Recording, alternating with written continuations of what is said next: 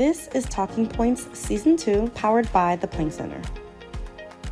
We're your hosts, Tamarra Thal, Zane Landin,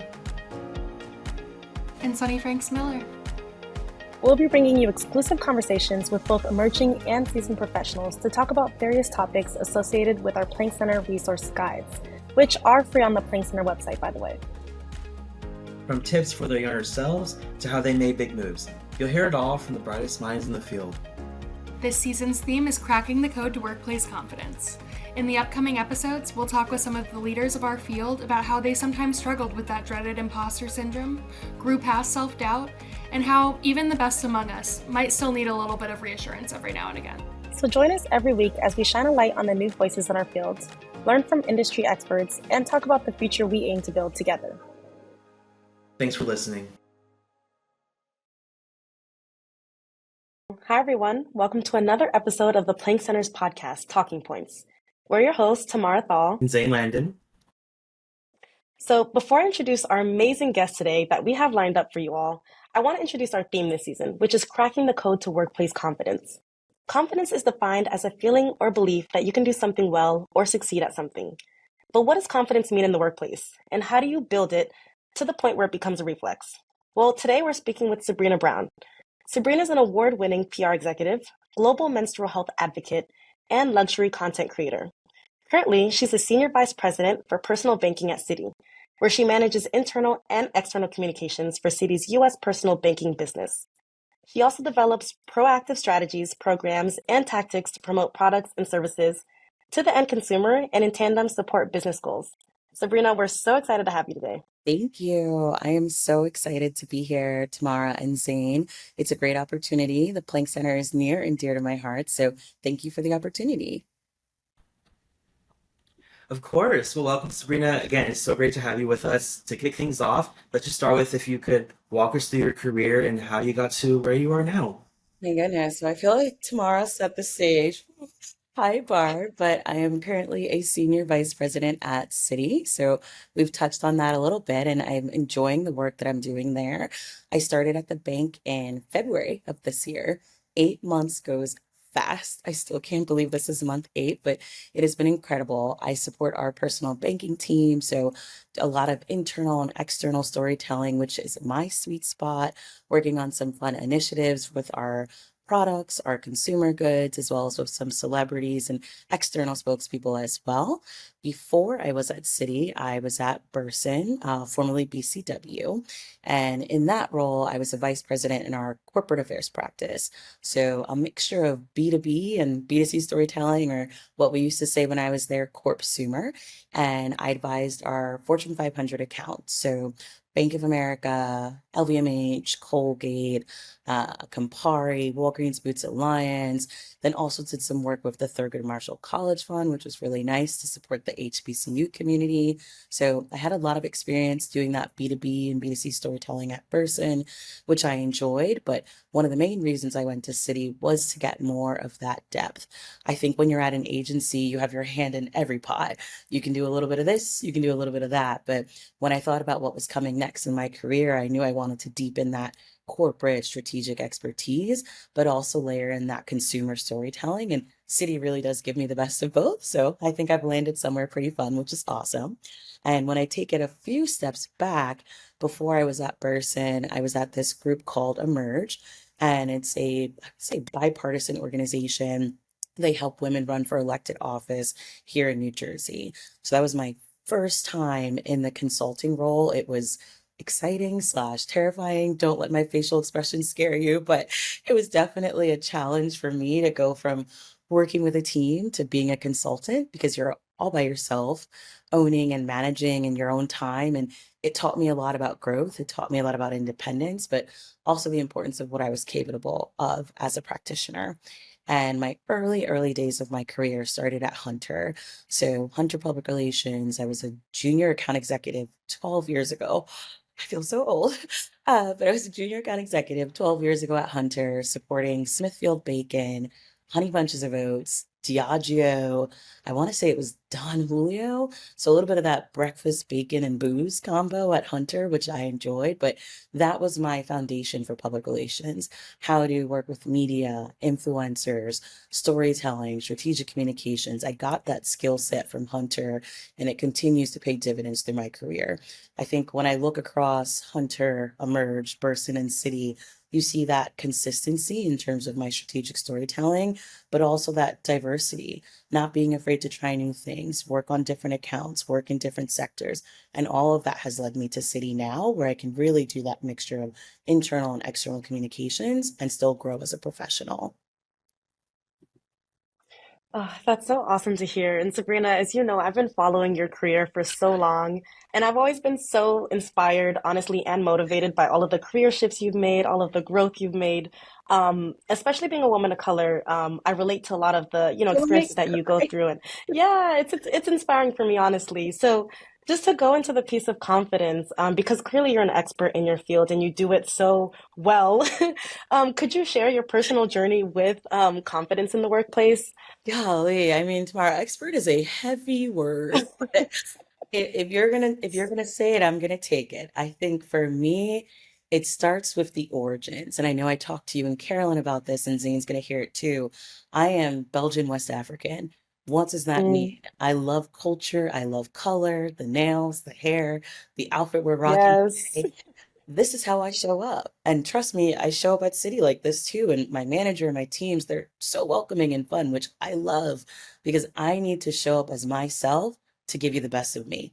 And I'm going to say that again. I need to show up as myself to give you the best of me. Confidence starts here at the center.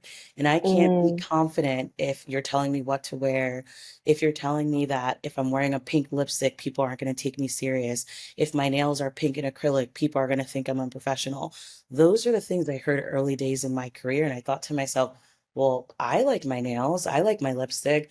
Why does that make me unprofessional? My work quality is excellent. I'm showing up to the meetings prepared. Why am I being judged for how I look? And it took me so much hard nights, some tears to realize, well, I want to work in public relations and I'm going to do it my way. I'm not going to be rude. I'm not going to be abrasive, but I am going to bring my authentic self to work and see what happens. And by God's grace, it's continued to work for me. I'm now proudly a senior vice president, a role that I don't take lightly, but authenticity has been that huge driver for me to show up confidently, for me to be able to give my best self to the workplace. And I encourage you and everyone who's listening to this to tap into your authentic self. Some people might say, well, Sabrina, everyone says that. Oh my God, that's true. But what does authenticity mean to you? For me, it's showing up, hair, makeup, outfits that make me feel confident, power dressing, as they used to say, because that's what gives me the confidence in the workplace. And then I would also say it's taking it one step further. Once you've discovered your confidence, how can you help others do the same? You know, there's that old saying about you have to know the difference between someone stepping on your toes and stepping into your shoes. And it took me a long mm, time to learn that. How can I lift others without feeling insecure? How can I bring another woman to the table without feeling that she's going to take my spot? You have to change that mindset of I'm the only one to make sure you're not the last one. I'm going to say that again. You have to change that mindset of I'm the only one to make sure I'm not the last one. Confidence is bringing more people to the table. Confidence is sharing the opportunities. Confidence is helping other people show up as their best selves. That's what has helped me in my career. That's what's helped me bring other women, other minorities, people who look up to me along the way. Because now that I've discovered my confidence, what makes me feel like that girl, what makes me feel like an it girl, I want others to feel that way too.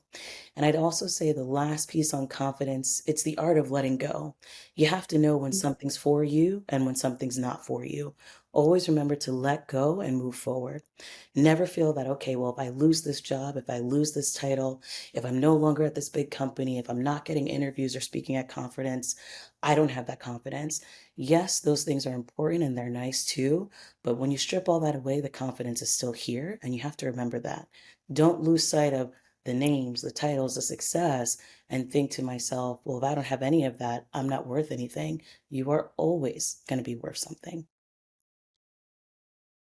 I love all of that. I wish this was an hour long so we could unpack every single piece that you mentioned just now. Dang, Ah, see it too many times. You know, I think I remember, I want to say it was ColorCom. I was at a conference. It was either ColorCom or maybe PRSA. And one of the speakers talked about having a really big title after his name, and how when he was an EVP at this particular company, the interviews, the conference invites, I mean, they were coming out of the woodwork. And then when he left that particular company and he pitched himself to editors, the response was, well, you're no longer at that company. We're not going to interview you. And how it made him realize, who am I outside of this company? Who do Mm, I stand for? What do I represent? And I challenge all of us to do that. Work where you work, be an amazing employee, deliver excellent results, but also know that who you are matters too. And don't lose sight of that, I would say. The confidence goes both ways, in who you bring to the workplace and who you are when you leave the workplace as well. that's amazing. I just wanted to say one last thing. Your point about authenticity did really resonate with me because it's like when you show up as your true self, you're not only empowering yourself to do great, but you're showing other girls who look like you, women who look like you, or people who aspire to be as you are to show up as themselves too. And it really just breeds this like, you know, environment of creativity and boldness among all of us. So I love all of that. You, I mean, I hope so. I feel like life is short. If you spend your whole life doing what everyone else says, whose life are you living? You just have to keep Yeah. going and be authentic. Tap into it. It can be hard. Being authentic is not easy, it's not quick. I think it comes with experience, it comes with loss, it comes with, whew, man, today was rough, but I'm going to get back up and do it again. Authenticity can be your superpower if you know how to use it. I love that. Uh, Thank you so much for answering that question. It does Of resonate course. with me as well. So I think authenticity is super important because I think it's kind of hard to bring just a fraction of yourself at work. If you only Same. bring a It's like, fraction of yourself, I think it's hard to really get deeply embedded in the work, in my opinion. And so, thank you so much. I think to the next question, I think, as we see, technology is constantly always evolving. It also feels like every industry and profession is moving at such a lightning speed. And so, in such a fast-paced environment, especially for those that are just kind of starting their careers, how can learning to say no when you're overloaded or when your team is stretched thin actually boost your confidence in the workplace? yeah, I mean, this is one of my favorite questions, Zane. I would say it starts with learn how to advocate for yourself and speak up. Too many times, especially when I was young in my career, I was overworked, overwhelmed, burnt out, never said anything. I thought to myself, well, this is how it's supposed to be. I work in PR. Every day is 24 hours of work. Like, it's not how it's supposed to be. There are going to be moments of stress. There are going to be moments of anxiety, but I have learned that speaking up and advocating for myself makes me a smarter worker. It works my work product more strategic, higher quality, but it also shows my manager that I know how to self advocate. At the end of the day, your manager does not know what they don't know. They're not mind readers. So if you, Zane, are feeling overwhelmed or you have too much on your plate, you have to raise your voice and work with your manager to learn how to prioritize. I know for me, what comes to mind, some key examples like talking with your manager and saying, I have one, two, three on my plate for today. I know 4, 5, 6 are equally important. Can we regroup for 10 to 15 minutes to have a priorities meeting? I want to make sure everything gets done and that it's to the expectations that you are looking to see. That's a great opportunity. Another one I'd say is the art of delegation, especially if you're in a position to do so. Connect with your teams and see how the work can be redivided and reassigned. Let them know that you have one, two, three on your plate. You're looking to delegate number two or number three to X on the team. See who can raise their hand. See who can see that as an opportunity for growth and development. What you can't get to might be a stretch opportunity for one of your peers to learn or for one of your peers to grow as well. And then I'd say number three, learn how to get in a habit of setting prioritization meetings with your manager, probably at the beginning and end of the week, if and where that makes sense. That way, you know what's happening week to week, day to day. So you're staying structured, organized, working smarter versus working harder, and be prepared to pivot. Even when you do all the boxes, when you check all the things, crises still happen, issues still arise. That's just the nature of the business, but things don't change unless you're speaking up and you're advocating. All of that plays a role in your confidence. If you're overworked, underwhelmed, burnt out, stressed out, and I'm your manager and I don't know, how can I help Zane? How can I be there and be supportive of you? And then in return, what does that do to your confidence? You're probably feeling unenergized. you're probably feeling disengaged. You're probably feeling, well, is this really the role that I want if this is how I'm feeling every day? You don't want that. And as a manager, I wouldn't want that for you. So speak up, learn to self advocate, set and reset those priorities, manage up and manage down with your teams, and see how you can continue to manage the work life balance. Work life balance is not so impossible. It's just the constant act of balancing, especially when you're dealing with different deliverables, dealing with high stakes executives and stakeholders. It's the nature of the business, but you can find a way to navigate it. Yeah, Sabrina, you touched on a good point, or theme, which was around this idea of like empowerment. Mhm. When it comes to like confidence, there tends to be a gap among women, partly because of how we're maybe conditioned in society or, Correct. marginalization or a plethora of reasons that we, may not even need to be said, but it's a thing. And so what strategies would you say have you found effective for yourself in closing the confidence gap? Or what suggestions would you make to women in closing that gap? My God, how much time do we have?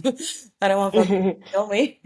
I mean, there's a lot to be said here. I think to break it down, whew, one of the most effective strategies I found for closing the confidence gap is owning my own expertise, number one, and celebrating my wins, both big and small. I mean, as women, especially women of color, we often downplay our achievements or we wait for external validation. How many times, Tamara, have you heard, keep your head down, get the work done? Too much. Too much. I mean, I've heard that my whole life. I love my father, but he used to be that was his sound piece. Well, you're not there to do that. You're there to keep your head down and get the work done. Or what my mom used to say, well, you need to make sure that the work is done. Make sure that the work is done. Yes, the work is done, but now can I celebrate it? Can I share about Right. it? Can I tout my achievements? You have to be able to say, well, this is my accomplishment, big and small. This is what I'm proud of, big and small. So I'd say, stop downplaying those achievements and waiting for external validation and give that to yourself. I've learned Mm. to be my own advocate by keeping a record of my contributions and milestones. Anyone who knows me knows I am all about career. Look at my LinkedIn, it speaks for itself. But you have to keep a record of your success. It serves as a reminder for me personally when self doubt creeps in, when imposter syndrome creeps in. I take a look at that Google sheet and I'm like, girl, look at what you've accomplished. It's a feel good moment of, okay, here's what I've done and here's how I can get ready for what's to come. So again, I'd say the first thing is to celebrate those wins, big and small. Don't downplay your achievements or wait for external validation. I'd say, another key strategy, surround yourself with the right people. When you reached out to me about this opportunity, I remember I told some of my closest female friends, and they were like, oh, confidence is your wheelhouse. I'm like, thank you. Like, I need those cheerleaders. We all need those cheerleaders. So cultivate those relationships with your coworkers, your mentors, your peers, the folks that you're working with at the Planck Center, advocates who are going to not only lift you up, but challenge you to keep growing. Because honestly, Tamara, that's what's going to make the difference. You want folks that can help bridge that confidence gap, especially when you're facing difficult challenges. Those people will make all the difference on the best and worst days. I'm going to bring back self advocacy. I feel like that's a through line for today's conversation, but speak up for what you need during meetings, what you need after meetings. Being confident is not a passive process, it's an active one. Being confident is not a passive process, it is an active one. So have an active voice because that's what's going to help you close that gap. I'd say, do I consistently apply these strategies? Yes, but confidence is regular exercise. There are days Mm. when imposter syndrome creeps in. There are days where I'm like, whew, do I know what I'm doing? Am I capable? But then I remember to practice these exercises to really show up for myself because to me, confidence is showing up regardless of the doubt that I'm feeling. It's pushing through, it's empowering myself and knowing that, yes, I can do the job. So those are a few ways, again, that I close the confidence gap, and hopefully you can apply those strategies as you're building your confidence too. I really, really, really love your advice of having sort of like a community of people Oh my that God. can be your champions together. Yeah. I learned that from, I believe you know her, Dr. Kathy Rennie, so over at Yeah. NYU, and she said to me when I graduated Seton Hall, you're going out in the world now. You need to have a career advisory board. And I was like, I'm 21. I just graduated college. Like, can I get a job first? Like, It was a lot. Right. I'm like, But here I am, 32, 12 years later, and I'm like, yeah, I do need a career advisory board. I'm turning 33 in November, and I'm very, very thankful for that career advisory board. My Yeah. manager at Citi, my mentor, Chris Foster, Kathy Rennie, the woman, the legend, the icon, Judith Harrison, my other mentor, Patrice Tanaka, those are the people who lift me up, the people who give me that extra boost of confidence before a presentation, a pitch, whatever those big milestones are. So have those voices, those allies, those advocates, because they'll help you close the confidence gap. And I can't emphasize it enough. Treat confidence as a regular exercise, one that you need to practice the same way you go to the gym, solid core, the hot girl walks with your friends. You have to Yes. practice confidence. And sorry, I love Megan Thee Stallion. I hope that's okay. I love Oh, Megan. me too. I do my hot girl walks every day. I'll edit that out, but I love her.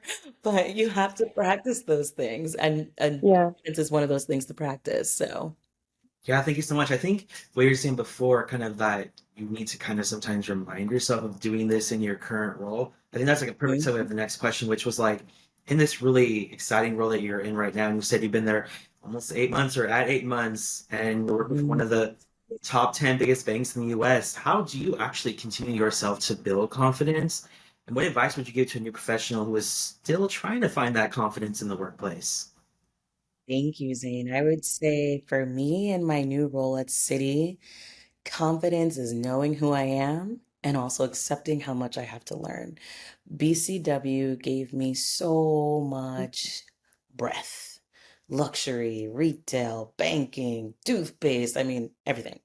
City has given me immeasurable depth. I'm working with such incredibly smart, talented people, and it's a build on what I had in my last role, but taking things even further because I can deepen my communication skills, I can deepen my strategic thinking, and for that, I'm incredibly thankful.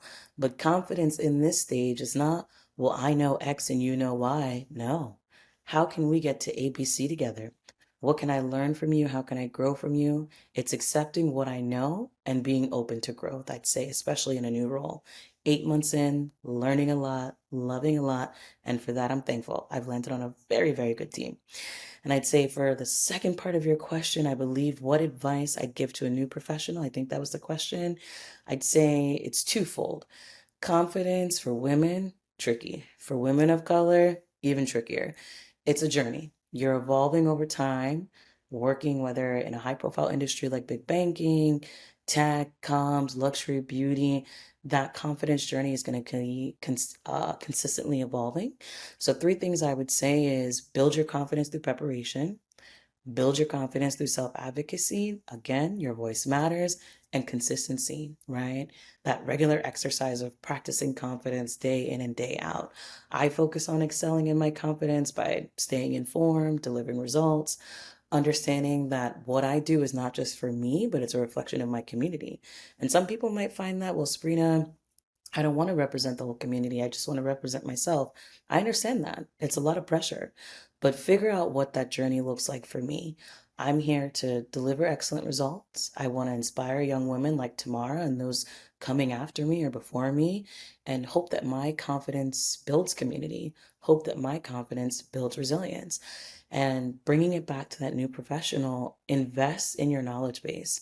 Ask yourself, who am I in my career right now? Where do I want to go, right? Who am I in my career right now? Where do I want to go? And who do I need to help me get there? Those three questions are so important. Think through who you are. Think about the next steps you want to take, whether at your company or exploring an opportunity elsewhere. And then who are those individuals that you need to get there? Mentors, peers, sponsors, career champions, all those folks will help you build that confidence in the workplace and continue to do so time after time after time. And I can't emphasize this enough again, but speak up, speak up, speak up. Even when it's uncomfortable, confidence isn't about perfection. It's about showing up authentically, and knowing who you are. You have to be authentic at the end of the day. And that's where the confidence really grows for sure. Thank you. Yeah, I think this is really insightful because I think sometimes it feels like you have to start over. Like if you're going to a new role, the work is Yeah. so, and if the work is very different from what you're used to, like it's an industry or very any job, any new environment. So Any job, it's like almost any it job. feels like you have to start over. But I think the stuff you're talking about, feeling grounded in who you are and your personal brand, is gonna just it'll just make you feel more confident as you're going through this uncertainty It of new work. definitely does. It definitely does, Zane. And I think it goes back to what I said. Like in this stage, confidence is knowing who I am and also knowing I have so much growth to go. It's not a matter of, well, I'm the expert. You can't tell me nothing. No. I'm here to learn. I'm here to grow. How can we have that shared success together? I think one of the biggest mistakes you can make on your confidence journey is thinking that you know everything. Never be afraid to start from zero. Never be afraid to start from one. And when I took on this new role, I'm starting from one again. So for that, I'm incredibly thankful because I'm building that confidence with an amazing team that's helping me get my success in place at a new structure, at a new firm. And I could not be more thankful for that. That's amazing. So our last question here, Yeah. many of us, including myself, Sabrina, we have goals, of course, of growing in the workplace. And a big piece to that, which you've talked about, it's not simply being in every room, but being in the right rooms. Oh, yeah. So what tips, and I love this advice, you said it earlier, and it just honestly resonated with me and has stuck with me since. But what tips would you share for young professionals for building that network, enough to be in those right spaces? Yeah. I mean, I'd say number one, which we've all heard before, but networking goes beyond simply attending events, which alludes to what you're saying right now. It's not just the event, it's not just the business card, it's that authentic relationship building. So Mm, when you're showing up in the room, what are you saying? Who are you meeting with? Be strategic with every invitation. Is this a room that I need to go in to meet a potential mentor, sponsor, build my industry network? Is this a room that I need to go in at all? Ask yourself, where is my presence going to make the most impact? How am I going to build the most ROI, not just for my personal brand, but also the organization that I'm working with as well? So, one, network with strategy. Be intentional about the rooms that you're showing up with so you're getting the most in return. Number two, which I see this mistake a lot from young professionals, don't just focus on who can help you right now, but think about creating those relationships that grow over time. Too many times I've heard people say, well, no, this person's not senior enough. They can't help me. One, that's super rude. Two, when that person is the CEO, they're going to remember what you said. So don't just focus on who can help you now, but think about those relationships that can grow over mhm. time. Reach out to those people who align with your values, align with the career journey that you're on, and can really support that confidence. And then I would say leverage, but also nurture your network. You, Tamara, do this incredibly well. You check in throughout the year, emails, messages. I'm like, wow, she's so savvy. I love it. Some people, I hear from them maybe once every 2, 3, 4 years, job referral, reference, this, that. I'm a nice person, but as I've gotten more senior in my career, I'd say the nurturing piece is so important. Check in with folks, birthdays, holidays. If you see they've gotten a new pitch or a great piece of coverage, reach out, say congrats, but nurture, nurture, nurture. Because when it's time to call in your chips, you'll have a better chance of getting a response from someone who you've actively engaged.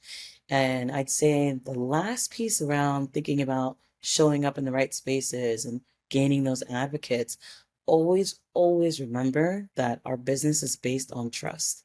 So as you're being invited to these events, as you're showing up at these round tables, these intimate salon dinners, your invitation is built on trust. Someone's inviting you tomorrow because they want you to be in the room. They trust that you're going to act professional. They trust that it's going to benefit your growth. And you have to show that trust in return. Be consistent, be kind, deliver with excellence, but also be confident when you're in any room, because then it's not only that you're creating trust, but you're showing that confidence for others and showing them that you can come to back to future events, whether now, next year, or going forward. That's amazing advice and such a great note to end on. But the podcast episode is not done yet. We are going to surprise you with a few rapid fire questions before we end today, Sabrina. Are you ready? I'll do my best. Okay, great. No, you'll do great. You'll do great. So let's see. First question. If you could choose only one makeup brand to buy for the rest of your life, what would it be? Oh, Jesus. My bathroom is like a baby Sephora. Hmm. Pat McGrath. Okay. That's the lipstick I have on right now. So definitely gotta give my girl Pat some love. Pat McGrath Beauty. Everything Pat McGrath. Yes. Love, loved. Next question is, if you could have any superpower, what would it be and why? Ooh, time travel, but ahead. Like, where are my kids going to school? Where are me and my husband retiring? Aw. Like, I'd love to like jump ahead. God's probably like, no, no, but That's so wholesome, though. definitely love to time travel ahead. Like, where are my kids going to school? Do I get to meet my grandbabies? Like, all those things I want to think about. So, yeah. What's the most memorable book you've ever read? Ooh. Two. The one has a cursing in the title. I don't know if I could say it, but it's You're a Badass by Jen Sincero. Really good about Ooh. confidence, removing self-doubt, showing up as literally a badass in the workplace. Love her.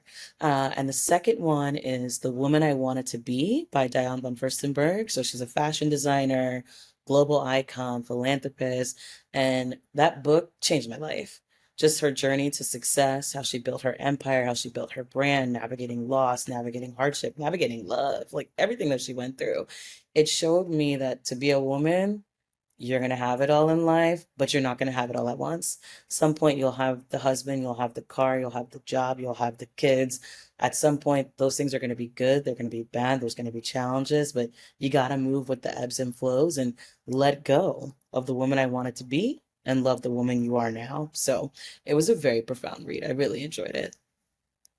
Well, I need to write that one down. I read You're a Badass, and I love that one too, but the Yes, second one, I'm gonna. such a good one. Great. Next question is, what's your favorite guilty pleasure TV show? Ooh, I mean, I would definitely say Gossip Girl, and I am not talking about the reboot, the original. Like, nothing beats a Blair and Serena showdown. Are you kidding me? I loved everything Constance Billard, everything Blair and Serena. It's what does my best friend Candace call it? It's a warm blanket. If I'm having a good Ooh, yes. Gossip Girl, you cozy up to it. It feels safe. If I'm having a bad day, Gossip Girl, you cozy up to it. It's like, you know what? This too shall pass. Like, I love Gossip Girl. It's so good. So good. I love that. Yeah. If you could only eat one cuisine for the rest of your life, what would it be? Um, this is tough. I mean, I love Liberian food. It's so good, but it's so greasy. But my grandma's cooking it slaps. Ooh, I'd say Liberian food again. Nothing beats grandma's cooking. Or Mediterranean. I love some good Greek food. So I can't I Mm. can't pick one or the other. We're gonna have to do a tie on that one. Awesome. Speaking of cuisine, what do you think is the most interesting place you've ever been to? I'd say Saint-Tropez in the south of France. The people, the Ooh. culture, the lifestyle, everyone deserves that level of luxury, even if it's just once. Like I've been fortunate to go a few times now, and it's absolutely breathtaking. So would say Saint-Tropez for sure. It's incredible. I want to go back soon. Ooh. You're like itching my what is it? Like thing to travel. I want to go everywhere now and eat everything. In a dream world, I could spend my summers there, but not with this bank account, but one day, In this economy, one day. exactly. I think that's it with our rapid fire questions. Thank Okay. you so much, Sabrina. Oh, sorry. This has been a nice break in my day. Yeah. No, thank you so much. Yeah, Zane? thank you. Well, we have a little time. Is there anything like any parting thoughts, anything you thought of that you didn't get to address that you think our audience would like? In parting thoughts, I would say for everyone to remember that your confidence starts with your authenticity. Lean into who you are, what makes you unique, and bring that full person to the workplace. That's what's going to help you show up. That's what's going to help you unlock success and opportunity. So bring that confidence to work. Surround yourself, right, with that advisory board of mentors, sponsors, champions, people who are going to lift you up. Be your own self advocate. Your manager doesn't know what they don't know. Your peers don't know what they don't know. So speak up, speak strategically, speak kindly and let that confidence journey continue to flow. And if you ever want to connect, I'm on LinkedIn or you can send me an email. So, yeah, I'd close with that. Thank you so much, Sabrina. Those are all the questions that we had for today. Really appreciate you sharing your journey and your perspective. And to our listeners, we hope you enjoyed this conversation, and we'll catch you on the next episode of Talking Points. Thank you so much for having me, Tamarra and Zane. This was fantastic. I loved talking all things confidence and can't wait to watch this episode. Awesome. Thank you. Thank you. Thank you. Talking Points is powered by the Planck Center for Leadership in Public Relations. You can listen to us on Apple Podcasts and Spotify, or watch the video series on YouTube. You can follow the Planck Center on Instagram or LinkedIn at Planck Center PR for more content. Thanks for listening.